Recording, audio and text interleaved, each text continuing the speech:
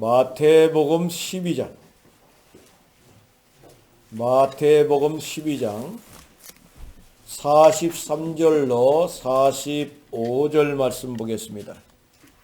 마태복음 12장 43절로 45절 말씀입니다. 페이지 수로는 19페이지입니다. 19페이지. 신약성경 19페이지.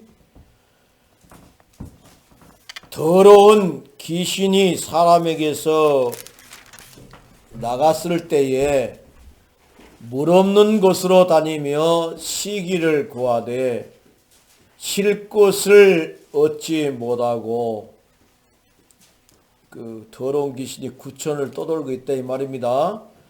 이에 이르되 내가 나온 내 집으로 돌아가리라 하고 와보니 그 집이 비고 청소되고 수리되었거늘 이에 가서 저보다 더 악한 귀신 7을 데리고 들어가서 거하니 그 사람의 나중 형편이 전보다 더욱 심하게 되느니라. 이 악한 세대가 또한 이렇게 되리라. 아멘. 오늘 마태복음 12장 43절로 45절의 말씀을 가지고 마음을 비우면 비참한 인생이 됩니다. If you empty your mind, it becomes a miserable life. 이런 말인데, 마음을 비우면은 비참한 인생이 됩니다.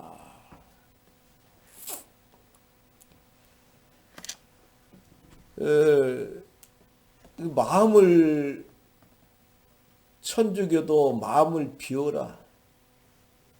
무당들도 마음을 비워라. 중들도 마음을 비워라. 근데 우리는 마음 비우면 안 돼요. 마음을 비우면은 비참한 인생이 됩니다. 예전에 울산의 구배 목사님이 그 절간에 한번 가자 그래서 갔어요. 절간에 갔는데 자기 친구가 절간에 가 있다 그래갖고 갔어요. 갔더니 주지가 아주 반갑게 여기면서 같은 길을 걸어가신 분들이 왔다 그러면서 대접을 걸게 받았어요. 우리가. 그런데 이 스님이 뭐라고 말하냐면, 목사님 나도요 신학교를 다녔어요. 신학교 4년을 공부했다고 이야기합니다. 그런데 이 사람은 마음을 비우다 보니까 귀신이 들어가 버렸어요. 그래가지고는 이제 중이 돼가지고 분만 딱 손만 잡으면은 귀신이 그림을 그리는데 기가 막히게 그림을 그려놨더라니까요. 그래 이제 우리가 가니까 그림을 2장씩 그려줬어요. 막 금방 그려보더라고요. 근데 집에 와서 보니까 뱀이 기어가는 모습이요. 그래서 다 찢어버렸어요. 울산에 권사님이 돌아가셨는데 이제 권사님이 시집을 왔는데 애를 못 낳아. 그래 둘째 마누라가 들어와가지고 애를 낳는데 자식들은 다 큰 마누라 이름으로 올린 거지요. 그런데 이제 여전히 이제 낳아주는 그 어머니를 잊지를 못하잖아요. 근데 그 두 번째 어머니는 예수를 안 믿어요. 그러니까 큰 엄마는 예수를 믿고 권사님 예수 믿고 또 며느리도 예수 믿는데 그 엄마는 예수를 안 믿고 무당을 좋아합니다. 근데 며느리 권사님이 나보고 목사님 지금 집이 난리요. 무당이 와 있는데요. 죽은 어머니가 구천을 떠돌고 돌아다니기 때문에 큰 구슬을 해야 된다라고 무당이 그래요. 그래갖고는 뭐 구슬하니 많이 그런다는 거예요. 그래서 내가 알았다고 갔어요. 그래갖고는 무당이 있는데 가갖고, 아니 권사님은 예수를 믿어갖고 천국 갔는데 어디서 거짓말하면서 구천에 떠돈다고 말을 하냐. 그러면서 막 무당한테 뭐라 했더니 무당이 무섭다고 그러면서 도망가 버렸어요. 나를 보더니 무섭다고 해서 도망갔어요. 그 귀신 섬기는 사람들은 별거리를 다 해가지고 구슬을 해야 된다라고 막 이야기를 합니다. 근데 무당들도 마음을 비워야지 큰 신이 온다고 말합니다. 천주교도 마음을 비우면서 이웃을 도와라고 말합니다. 불교도 마음을 비워야지 부처가 된다라고 말합니다. 그런데 우리는 마음을 비우면 비참한 인생이 됩니다. 마음을 비웠던 일제시대 한국의 목사님들, 일제 강점기 때, 아니 우리가 마음을 좀 비우자. 우리가 좀 마음을 비워가지고 신사한테, 일본 천황한테 이렇게 살짝 경배하고 예배 드리면 되지 않냐? 꼭 예배만 드려야 되냐? 그렇게 이야기를 해가지고 많은 목사님들이 찬성을 하게 된 겁니다. 우리가 뭔 힘이 있냐? 지금 일본 군인이 완전 무장해가지고 총 들고 신사에 참배하는가 한가 안 한가 지금 교회 안에 들어와갖고 있는데 우리가 뭔 힘이 있냐? 그냥 신사에 참배하고 예배드리자. 1930년부터 1945년까지 엄청나게 전국에 피비린내가 났어요. 15년 동안 교회마다 난리가 난 겁니다. 교회 안에 들어가가지고 군복 입은 일본 군인은 서 있고 신사한가 안 한가 쳐다보고 있고 한장일 노릇이죠. 신사 참배할 때 어떻게 하냐? 왼손을 물에다 씻깁니다. 오른손을 물에다 씻고요. 물로 입을 씻깁니다. 그 다음에 합장을 해가지고 절을 합니다. 그러고 난 다음에 손뼉을 쳐요. 손뼉을 치고 난 다음에 이제 예배를 드린단 말이죠. 일본 천황을 섬기는 거지요. 우상 숭배하도록 그렇게 만든 겁니다. 그런데 우리 교회는 못하겠다. 우리 교단은 못하겠다. 그러면 교회 폐쇄. 교회를 폐쇄해 버립니다. 그래가지고 2,000명의 성도들 또 권사님들, 장로님들, 목사님들을 감옥에 집어넣었습니다. 그래가지고는 천황을 섬겨야 되지 왜 예수를 섬긴다고 하냐 그러면서 고문하면서 수없는 사람이 죽었어요. 근데 목사님 장로들 이름만 있지 성도들 이름은 없다니까요. 그래서 순교를 2,600명이 했는데 600명만 이름이 있고 2,000명은 이름이 없어요. 이름은 사람들이 이름조차 남기도 안 했어요.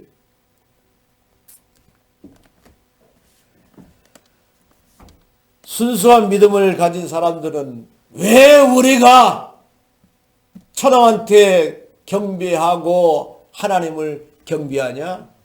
그럴 수 없다. 그래가지고는 순교를 많이 당했습니다. 그런데 마음을 좀 비우고 천황한테 경배하는 것은 국민 의례라고 생각하고 우리가 하나님께 예배드린 것은 하나님께 예배드린 걸로 생각하면 되지 않겠냐.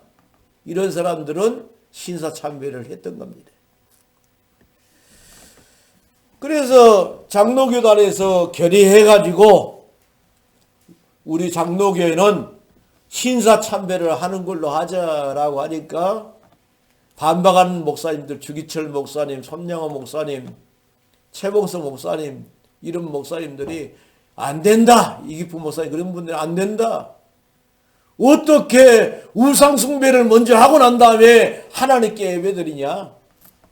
그래가지고는 그분들이 감옥에 가가지고 야 신사참배하면은 고문 안 할게. 아니요.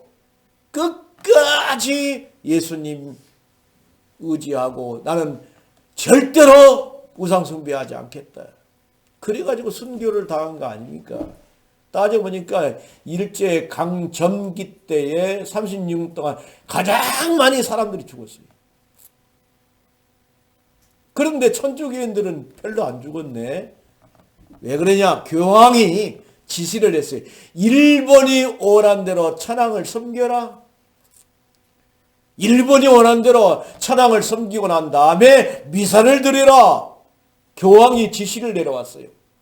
그런데 천주교인 중에서 몇 명은 어떻게 생각했냐면 그래도 그렇지 예수님께 예배를 드려야지 뭐한 또 그 천황을 섬기고 그러냐. 그래갖고는 천주교인 몇 명도 순교자가 있습니다. 이 마음을 비운다는 것은 참 비참한 일이요. 근데 일본이 가만 놔뒀을까요?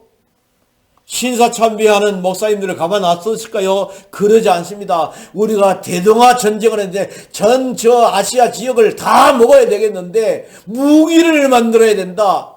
그런데 정이 필요하다. 교회에 정이 필요하다.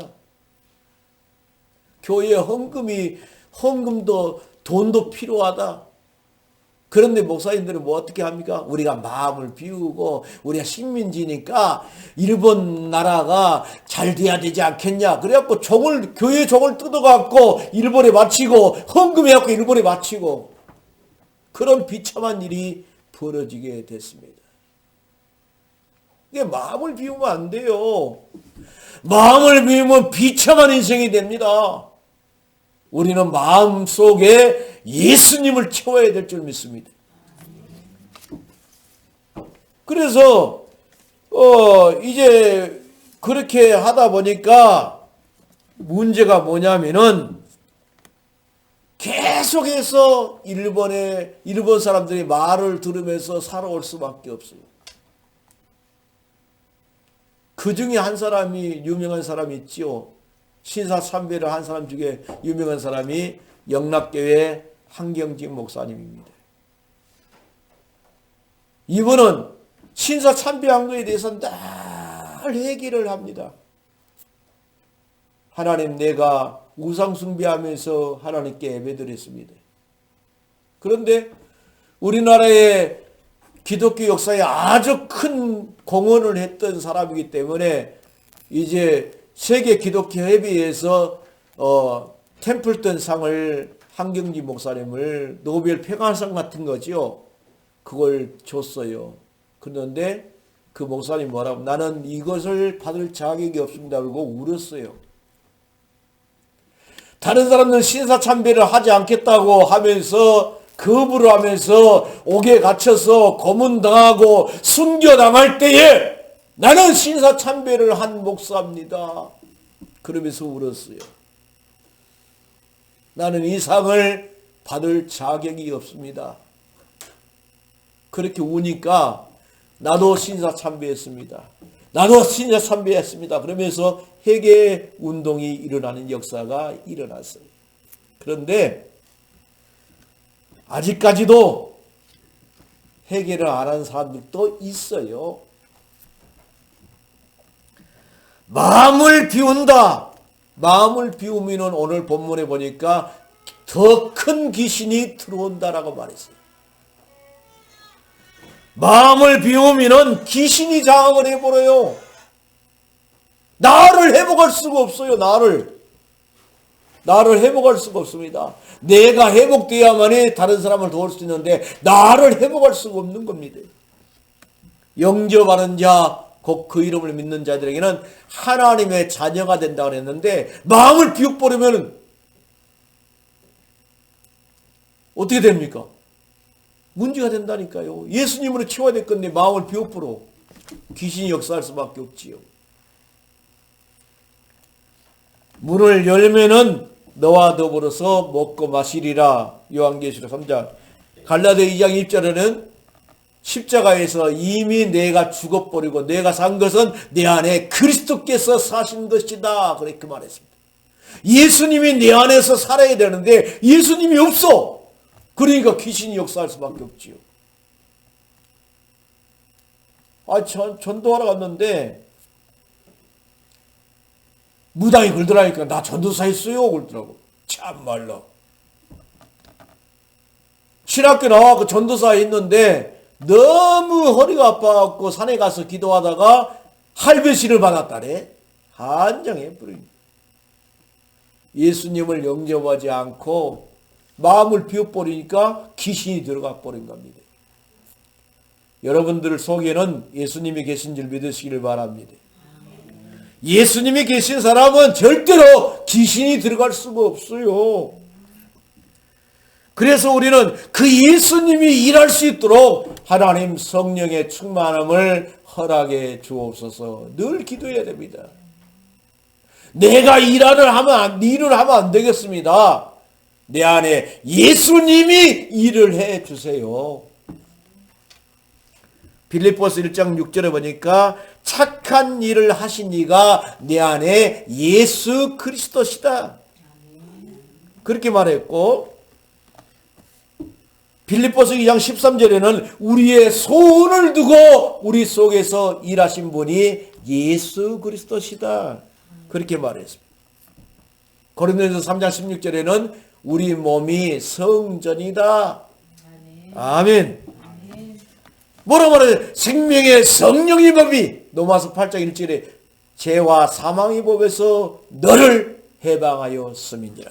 아멘. 나를 회복해야 돼. 나를 회복해야만이 내가 먼저 살아야 되죠. 아이 보세요. 내가 건강하지 않으면 아무 소용이 없어요. 돈도 소용이 없어요.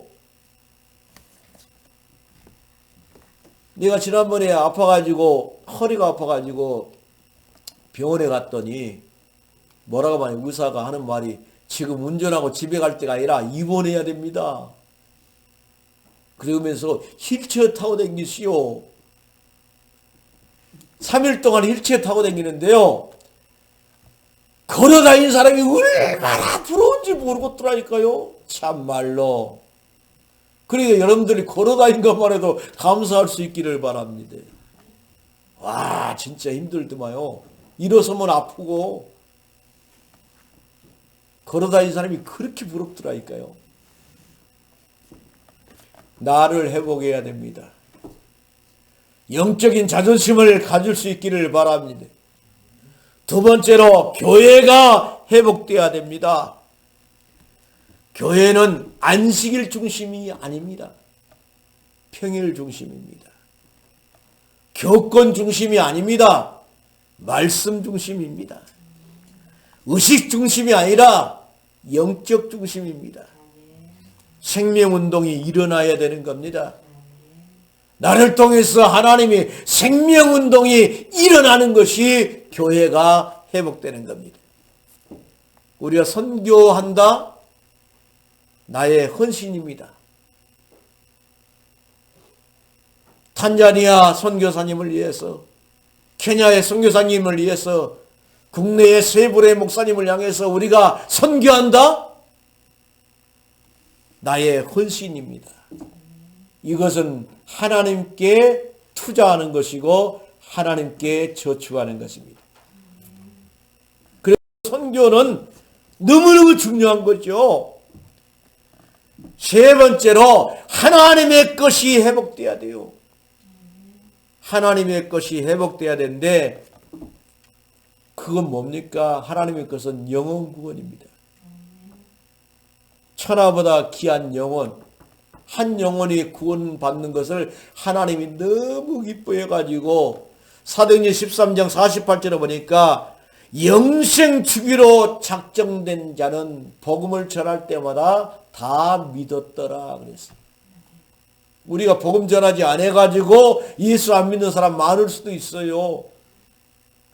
예수님은 하나님 만나는 길입니다. 예수님은 죄 용서 받는 길입니다. 예수님은 마귀에게서 해방된 길입니다. 그 예수님을 영접하면 하나님 자녀가 되고 인생이 바뀝니다. 그 말했는데 자살하려고 했던 사람이 회복되더라니까요. 그 사람 내가 보기에 너무 이상한 거예요. 지금 신방이 중요한 거 아니겠더라니까요. 창문을 열어놓고 멍하니 인생을 내려놓고 바라보는 모습을 보면서 내가 옆에 가서 잠깐 5분도 안 걸립니다. 잠깐 복음담 전해도 되겠습니까? 그러니까 전해라 그러더라고. 예수님은 하나님 만나는 길입니다. 막바로 그랬어요. 예수님은 죄 용서 받는 길입니다. 예수님은 마귀에게서 해방된 길입니다. 그 예수님을 마음속에 영접하면 인생이 바뀝니다. 그 말했어요. 그랬는데 예수님을 영접하고 난 다음에 뭐라고 고백했냐면 내가 어떻게 죽을 것인가 지금 생각하고 있었다는 거예요. 참 중요합니다. 영생 주기로 작정된 영혼은 다 믿더라. 하나님의 것이 회복돼야 돼요. 영혼을 사랑하는 마음이 우리에게 회복돼야 될 줄 믿습니다. 그런데 하나님의 예비된 영혼은 하나님이 준비해놨어요. 현장도 준비하고 영혼도 준비해놨습니다. 그래서 우리는 복음을 전해서 찾으면 되는 겁니다. 내가 복음을 전했는데 영접을 안 했다. 괜찮습니다. 하나님이 예비한 영혼이 아니기 때문에. 제가 자주 이야기하잖아요. 신학대학 다닐 때 전도를 해라고 전도지를 이렇게 학교에서 줬어요. 그래서 어느 철물점에 가가지고 아주머니 예수 믿으세요. 내가 그랬어요. 그랬더니 막 욕을 발발해요. 그러면서 오늘 몇 번째인지 아냐? 그러면서 욕을 발발하더라고요. 근데 신학생들이 다 돌아다녔으니까. 그런데 그분이 예배드리러 왔어요. 내가 깜짝 놀래가지고 아니 어떻게 해서 여기 예배드리러 왔어요. 그러니까 어떤 권보 전도사님이 와가지고 할머니 예수 믿으세요. 근데 안 믿으면 안 되겠더라네요. 그래서 내가 교회 나왔어요. 그러더라고. 와 깜짝 놀랐습니다. 하나님이 예비한 때가 있고 예비한 영혼이 있는지 믿으시길 바랍니다. 그 사람은 그 권보 전도사님을 만났을 때 하나님의 시간표요. 결론을 맺겠습니다. 하나님의 말씀은 살아있습니다. 하나님의 말씀은 살았고 운동력이 있다라고 말했습니다. 하나님의 말씀을 절대로 무시하면 안 돼요. 하나님의 말씀은 살아있다 그랬어요. 하나님의 목표는 뭡니까? 영혼 구원입니다. 여기에 방향 맞추면은 기적이 일어납니다. 빌립보서 4장 19절을 보니까 우리의 부족함을 하나님이 채워주신다라고 말했습니다. 할렐루야. 어떤 어려움이 와도 하나님이 기뻐한 쪽으로 방향을 틀 수 있기를 바랍니다. 마음을 비우면 비참한 인생이 됩니다. 우리는 마음을 비운 사람이 아닙니다. 우리 마음속에 예수님으로 채우시기를 바랍니다. 오직 예수로 충만하는 여러분 되시기를 주의 이름으로 축원을 드리겠습니다. 기도하겠습니다. 고마우신 하나님 아버지 감사합니다. 마음을 비웠던 목사들 신사 참배하고 하나님께 예배드리면 어떠냐? 일본의 요구에 교회 종을 내놔라, 헌금 내놔라. 거기에 또 방향 맞추고 비참하게 살아갔습니다. 마음을 비우면은 더 큰 귀신이 들어와서 전보다 나중 형편이 더 심해진다라고 말했습니다. 예수님이 부활하셔서 35일째 되던 날인데 그 예수님이 사역 가운데 하나님의 나라의 일을 말씀했다라고 말했습니다. 전능하신 하나님 아버지, 하나님이 가장 기뻐하는 영혼에 관심을 갖고 살다가 하나님의 축복을 누릴 귀한 일꾼들 되게 하여 주옵소서. 예수님의 걸어가신 이름으로 기도드리옵나이다. 아멘.